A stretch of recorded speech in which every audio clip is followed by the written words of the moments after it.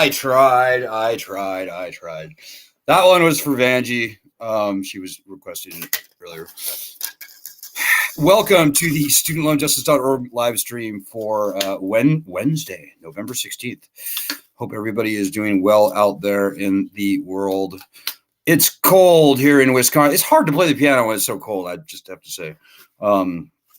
So you all know, I actually live on a property with no running water and no heat. Well, I've got an electric heater, but it's a little tiny space heater. So suffice it to say, it's pretty cold here, and it's not nearly as bad as I make it sound, but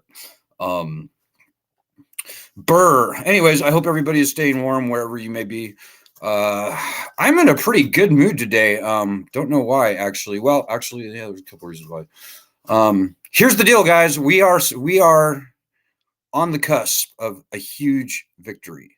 At the same time, we are on the cusp of a massive, possibly years or decades long defeat.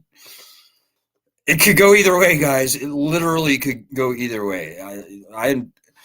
I don't put odds on things because on this thing, I will not put odds on it because it all depends on how hard we fight.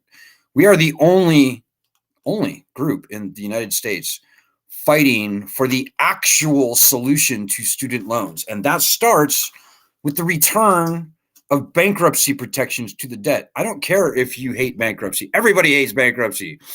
It lies at the core of the student loan problem. And I'm sorry you don't already know that. Maybe you do. If you're new to the group, you probably don't. Why would you? Most people, their first reaction to our argument is like, I don't want to file for bankruptcy, actually. I'd much rather just have my loans canceled. And that's completely understandable. However, if you think about this problem for any length of time, we've been thinking about it incessantly for 17 and a half, nearly 18 years now. You very quickly realize that the constitutionally enshrined and uniquely stripped right of bankruptcy indeed lies at the core of this problem. Without bankruptcy, we have no power. We have no leverage. So we'll be begging Joe Biden to cancel loans until the cows come home. And the best we're going to get is pretty much like what we've already got. So we have two bills, S-2598, HR 9110 in the Senate and House, respectively. They will return bankruptcy protections to student loans. They will finally return the floor, a toothpick of power to the citizens. The bills are in perfect position. The bills can be passed right now. We are pushing for the bills to be passed they have to be passed by the end of the year. Otherwise, they go away because all bills are erased. They no longer exist after December 31st of this year. It's the end of the congressional term. So there's a lot riding on whether we succeed or whether we don't, guys. And I'll talk about this in a minute. If you didn't notice, we had an election a couple weeks ago, and was it a week ago, I guess now. And it looks like the Democrats are going to lose their control of the House, if not the Senate. They've actually retained the Senate. Looks like they're not going to retain the House. I don't know if that's a fait accompli or not yet, but I think that's probably what's going to happen. So, guys, all bets are off. And so you know, we're a fiercely nonpartisan group. If you're new to the group, we kind of hate both parties at this point in different ways. It's kind of a good cop, bad cop thing, but having said that, historically, the Republicans have opposed us on bankruptcy. Now, almost all of that opposition has dropped away, but guys, we're not, it's highly unlikely. It's incredibly difficult to get anything pushed through a mixed House and Senate. It's very difficult. So our job becomes infinitely harder at the end of the year if we don't get these bills, S-2598 and HR 9110, passed this year. We are very close. Their bills are perfectly positioned. At least one of them is bipartisan. The chairmen of the judiciary committees in both House and Senate are the sponsors of these bills. They could be pushed through by the end of the year. Everything depends on how hard we on this group fight. If you forget everything I say tonight, you better at least remember that. This, what I'm about to say, we're a working, fighting group. We need your help. And the most effective, efficient use of your time is by going to our website and doing our daily actions. Right there. Go to studentloanjustice.org and you'll see at the top of the page it says daily action. Go there. And if you've never done a daily action, you should at least do 2-3 weeks of our most recent daily actions. We're not going to get this done. One thing I can guarantee you guys, if we don't fight, and I think fight harder, truly, if more people on this group don't do these daily actions, I think we're going to fail. And I think we're going to be capital F'd at the end of the year come January 1st. And, they're going to be they're going to probably be turning the payments back on finally. Not that we want that. But they are probably going to be turning the payments back on January 1st. And it will be a bloodbath if we don't have the power of bankruptcy restored to us as it exists for all other loans. Guys, it's going to get very, very ugly.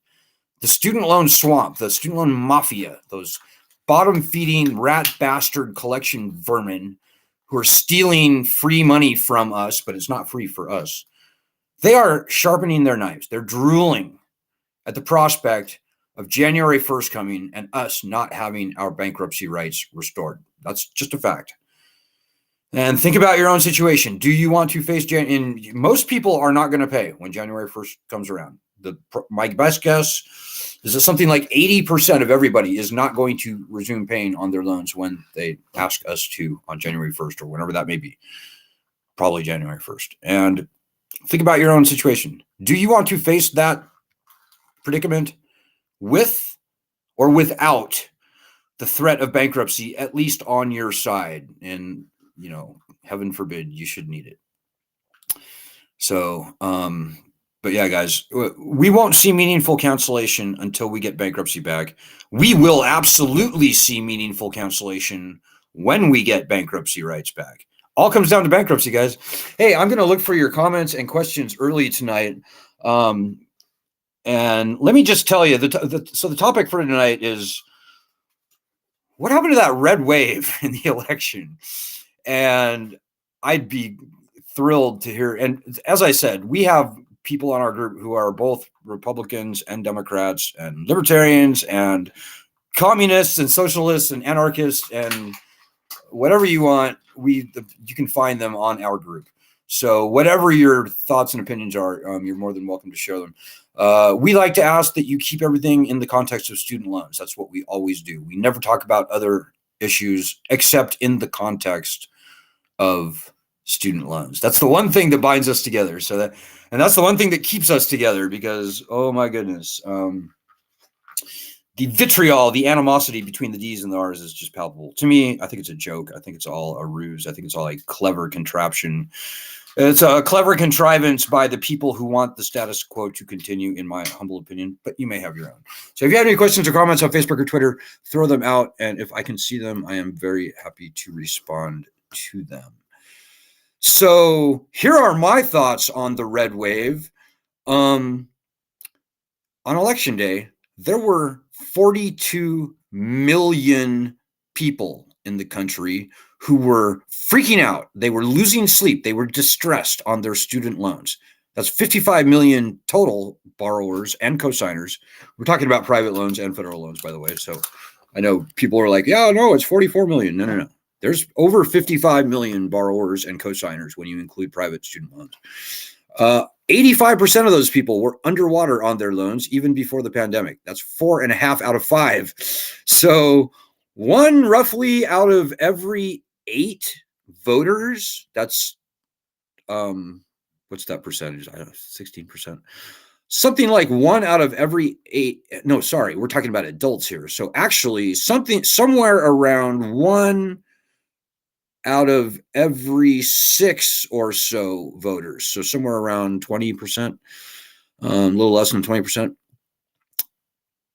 Were distressed student loan borrowers on November 8th. Most of those people, or many of them, Far more of them on average voted than the national average, to be sure. And, as I said, we're a politically neutral group. We're nonpartisan, we kind of hate both parties, but we are politically aware.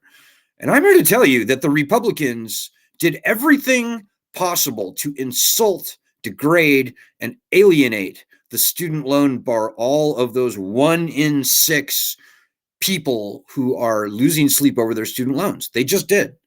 And they can't hide. They would happily admit that fact. Just look at any of the nonsense that we saw during the run up to the election and show me a Republican talking about student loans, and I will show you a Republican who was wagging their fingers and saying, our tax dollar, plumbers shouldn't be paying for the student loans of snowflakes. They were doing everything they could to spit venom on those 1 in 6 student loan borrowers, 1 in 6 voters who happen to be distressed student loan borrowers. So you also know, and this is a mind blower, but it's true, over half of student loan borrowers are either Republican or independent. It's true. If you believe the Gallup polls and the Pew Research polls going back many years, you'll see that politically, people with people both who graduated and didn't graduate from college, on average, over 50% of those people identify politically as either Republican or independent. And that's, I think, maybe increased a little bit since the 2015, was it Pew or Gallup? I think it was, anyways, it's probably significantly more than 50%. So the Republicans wonder what happened to their red wave. I will tell you what happened. Student loans happened. And I hope somebody disagrees with me, because I would love to have that argument. To me, it's just obvious.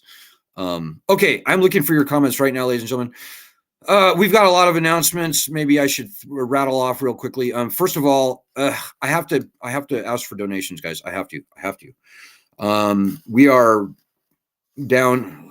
I think we're down to less than $30 in our kitty right now. Honestly, if I'm being honest. So if you could donate at this time, it would be supremely helpful. We are hoping that 145 people will donate $20, like soon, like quickly, like today would be fantastic, so that we could cover all of our expenses through the end of the year. That would be very helpful for us. We can do what we do on very little money, guys, but we cannot do it on nothing. We can fight and indeed win this battle on almost nothing, but we cannot do it on absolutely nothing. So please, guys, I suck at fundraising. I hate doing it. I have to do it. I have to. So please help. Second thing, we were featured on a radio interview last night, something called the Busted Pencils radio shows, a live call-in television program. Good on Michael and Jackie and Lisa for calling into that program. It was very strong, very surprisingly strong. We love doing media, guys, and if you can get us queued up to do more interviews, that's very, very helpful for us. The daily actions are very important. They're the most important thing that we tell everybody to do. But, getting your local news media to report on our legislation, S2598 and HR 9110, particularly at this critical time right now, is just extremely helpful. And so I hope that you'll do it. Last thing, and I've got to update this graphic again. Speaking of Lisa, if you could vote for Lisa right there, it would be very helpful. She's in this... she's in a glamour contest. She's in the top 5. She's going to the quarterfinals. I don't know exactly how it works, but it's she's fighting for student loan justice, and it says front and center in her profile that she's fighting for student loan borrowers, student loan justice, etc. So we just love that. It's been an ongoing project of ours for a couple 3 weeks now, and if you could vote for them, it would be very helpful to marry the world of glamour and the dystopian nightmare of student loans. So please vote for Lisa. You can vote for free on Facebook, etc. Maybe one last quick announcement. There is a documentary coming out, guys, on December 11th. It's a very strong documentary. It's not the documentary that I've been talking about for years and years and years now. That's still still on that's still out there in the production phase. But no, this other documentary is going to be very strong on December 11th. There's a sneak preview going on for it now. If you Google Lone Wolves, LOAN, not LONE, but LOAN Wolves, you can probably find where to find it. So I'm not going to say too much more about that now, but we're pretty excited about it. We were interviewed in it. It's something that really drills down on the bankruptcy issue, which is obviously at the core of this group's mission. So I'll have more to say about that a little closer to the date. But the timing is looking pretty good, guys. Things are really shaping up for us. And the only question in my mind is whether or not you out there are going to fight. We will not succeed unless you fight. You can't sit and watch and worry and wait and wonder and read Forbes effing magazine and expect that this the actual good solution to this problem is going to fall into your laps. You can't watch me and expect that me or Lisa or anybody else in our group, and there are many who are fighting, and I salute you all, by the way, the people who are actually fighting. You can't expect us to pull your weight for you. That has never worked. It's frankly, the fact that not nearly enough people have fought over the years is the reason we've been doing this for 18 nearly years now. So it's different now, guys. You've got to step up and fight, or we will be destroyed. And January 1st will come, and it will be a fucking bloodbath. So, and I am still dialing in your comments, guys. I'm so bad about that. Okay, here they are. I know we probably have quite a few, as we normally do. I hope that I can get through them all. Fuck. I don't know that I'm going to be able to see many, if not most, of your comments here tonight. I can only see a few because of the way this Facebook thing seems to be working now. I'm going to try something different. But I do see a couple of comments. Hey, Vanjie, how are you? I don't know if you caught the beginning of our live stream tonight, but I tried to play a song for you that you mentioned. I pretty much botched it, but that's okay. I tried. Think about Lucy and pulling the football away from Charlie Brown, and that's kind of what I was going for in tonight's intro theme. Poorly played. Hey, Gordon Wayne watches with us tonight. Hey, Gordon, in Florida. Republican lawmakers not only crapped on student loan borrowers by opposing relief, they also crapped on taxpayers when they refused to obey the Republican Party's platform regarding its prohibition against student loan originations in the trillions, I might add. I haven't seen the Republican Party's platform, Gordon. I don't know what they say about student loan originations. I'd be interested to see that language, quite frankly. But, you know, with people, and Lisa just says what I was just about to say. When you have people, well, Lisa says verbatim, Alan, we must counter the vile and corrupted Virginia Fox, North Carolina member of Congress, House Representative. We must counter the vile and corrupted Virginia Fox with every swamp post she tweets. You know, there's only so many of us. There's only so many battles that we can fight, Lisa. But in principle, I agree with you. Virginia Fox is evil. She is the worst of the worst in Congress. And quickly following behind her are a few other members of Congress in North Carolina, in Indiana, other places. Virginia Fox is terrible. And, you know, right now, guys, it is so important that we get our legislation passed. I'm personally, I'm not spending much time at all these days getting into fights with anonymous Twitter haters, or really even getting into too much, you know, getting into too many fights with, you know, well-known Republicans like Virginia Fox, not because it's not worth doing. But right now we've got to get these bills passed. And I mean, right now it all depends on the Democrats. The Democrats have it in their power to ram these bills through Congress right now. And so if you look at our daily tweets, we are like a laser beam on people like Dick Durbin, Jerry Nadler, David Cicilline, telling them, hey, guys, you've got to pass this. And remember, there is a huge amount riding on this for the Democrats because they betrayed us in 2008 on bankruptcy. They did. They just did. They had control of the House and the Senate and the presidency, just like they do today. That hasn't happened for 14 years now, but 14 years ago, when they were in the very same exact position, they betrayed us. The Blue Dog Democrats rallied at the last minute to kill an amendment to a bill that would have returned bankruptcy to student loans. It was only for private student loans, but the point remains.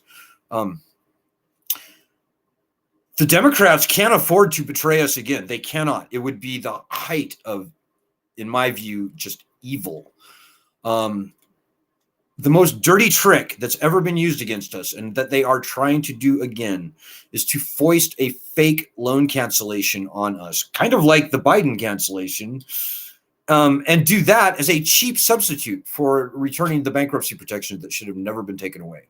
So, guys, I'm shutting most other stuff out of my mind these days and sticking on the Democrats. The Democrats have it in their party platform to return bankruptcy to student loans.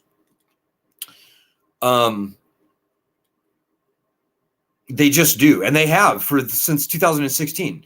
And the least that the Democrats can and must do is return bankruptcy to student loans this year. And remember also the Secretary of Education, Miguel Cardona, and the Undersecretary of Education, James Cavall, and the Chief Operating Officer of the freaking federal student loan program, Richard Cordray. They have all publicly and multiple times promised that they were going to stop opposing student loan borrowers in bankruptcy court. So that doesn't have anything to do with the Republicans, guys. That has everything to do with the Democrats. The Democrats hold power right now. They can solve this fucking problem, pardon my French, today if they want to. If they don't, by the end of the year, number one, we're screwed. We're served up to the lone wolves, as it were, like sheep, or like turkeys at the Thanksgiving dinner. I don't know that wolves sit down for Thanksgiving dinner, but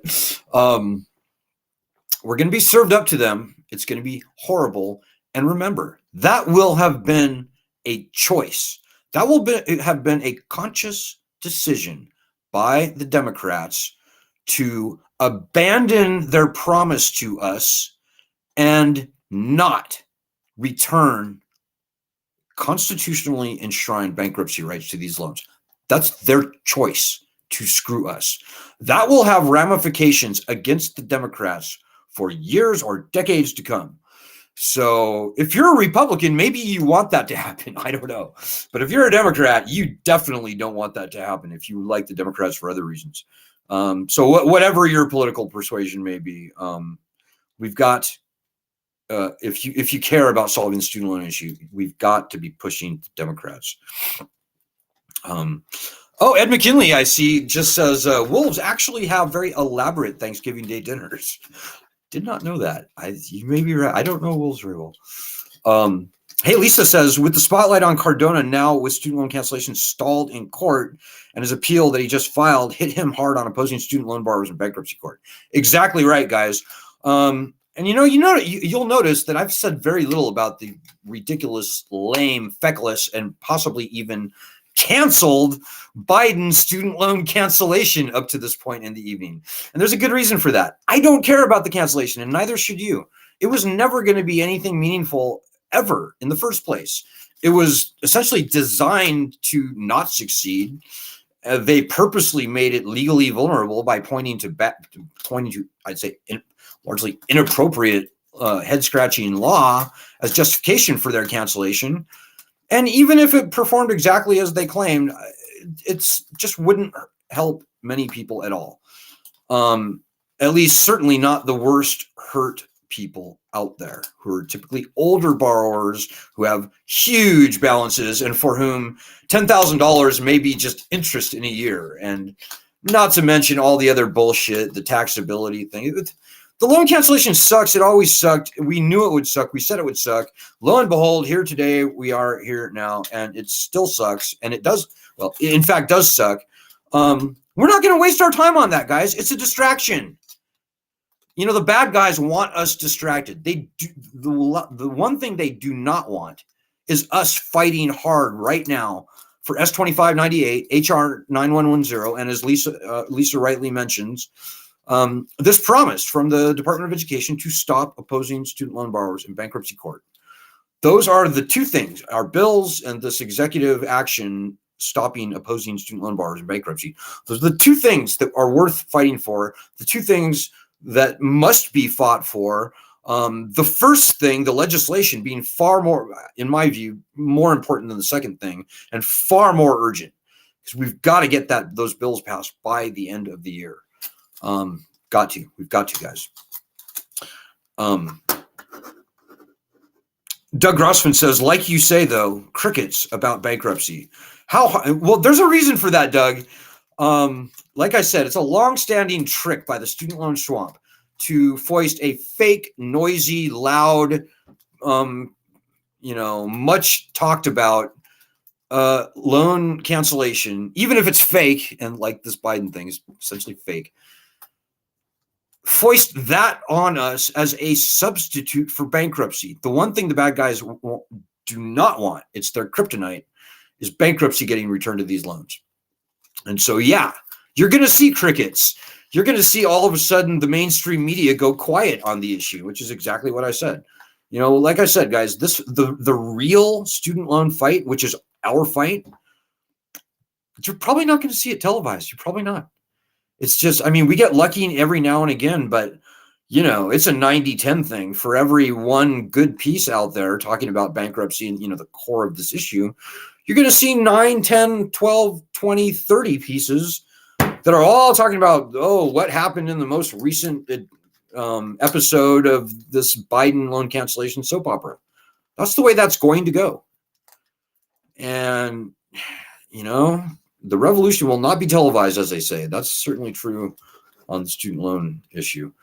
Hey, Michael Cheney says, need to kick ass, get on talk radio. I agree, Michael. And by the way, I hope you guys will check out that Busted Pencils episode that we did last night. Michael called in, and again, every show that Michael gets on, he just demolishes everything for us in a very good way. He's a one-man wrecking crew. I mean, it's just, I hope that you will continue to call into these shows, Michael. He was on C-SPAN a little while ago. He was interviewed in the New York Times quite a few months ago now. My hat's off to you, Michael. Michael Cheney for president. I'm telling you guys, he's a truck driver with student loans. He destroys all the stereotypes, and he just comes out and he's just honest. That's all he is honest. He goes, yep, this is my situation.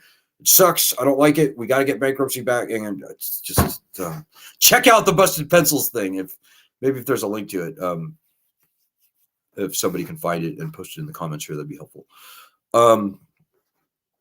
So guys, your comments are just coming and going, and I just can't see them. And so I apologize in advance, but I think I'm going to call it a night for now. Let me just recap, guys. Vote for Lisa.